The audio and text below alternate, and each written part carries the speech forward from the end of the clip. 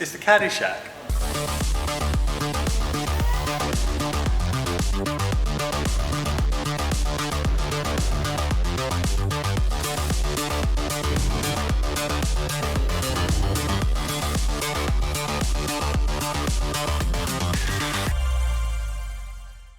You? What is this rat box we have here?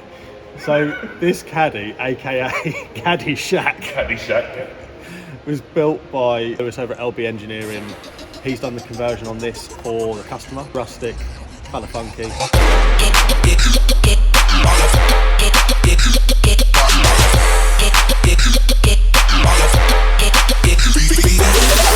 Very rustic, yeah.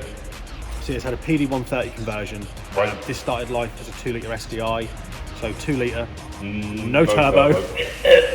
Oh, crap in my mouth. It's about 75 horsepower of Oh, gutless displeasure.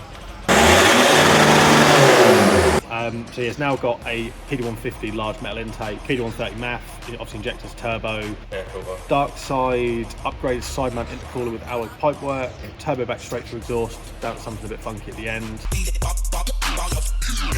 We were originally going to map the stock ECU, which is an EDC 16U1. Right. The issue that we've had so far is this ECU has actually got boost tables, even though it doesn't have an N75 or boost control solenoid, and it's not got the wiring for it. Right. But if you try to log it on VCDS, boost specified, boost actual, and wastegate duty, they're invisible. Okay. You can see where they're highlighted in block 11, but they don't exist. So Right. there's obviously switches that have got to be changed in the ECU. Me and a colleague have monkeyed around this morning, we can't find them. So we've ended up getting another EDC 16U1 from a Caddy that carries the 1905 horsepower turbo engine. Done a immobiliser solution, base mapped it, so obviously account for the injectors and turbo. Okay, so we are effectively base map stage 2 PD130. Yes, so the plan now pretty much is just warm it up, get some heat in it, already strapped on the dyno, and we'll send it. Yeah, get some logs, get some figures, and just start dialing it in. Make some numbers. Yes.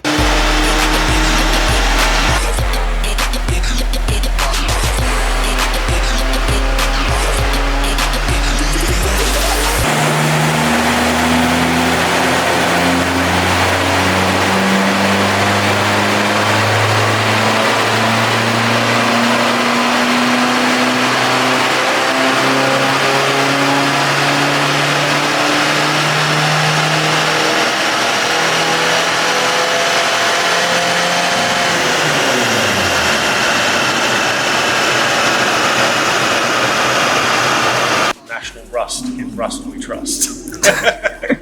After a very long and painful experience, Lewis found that there was wire going into the back of one of the ECU plugs for the throttle pedal potentiometer had come out the plug ever so slightly, so it wasn't enough to see it was visibly not connected, but it was enough so it didn't make contact. So yeah, finally got it back for setup.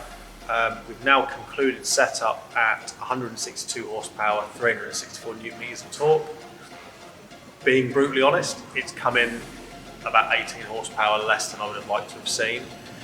The only thing I can put this down to at the minute is in intake temperatures. So if you look at the graph, there's a hump in the graph. If you look at the blue curved wheel horsepower, about 3600 RPM. As soon as it hits that point, we hit 60 degrees intake temperatures, and they only get higher from there on out. So it is running a side mount intercooler, which I'd advise the customer in the beginning is not what I would use personally. I'd use a larger front mount, but that's kind of where we are. So a bit of a shame really, because it's got kind of most of the stuff there to do what it needs to do, and we're just lacking at the last point really.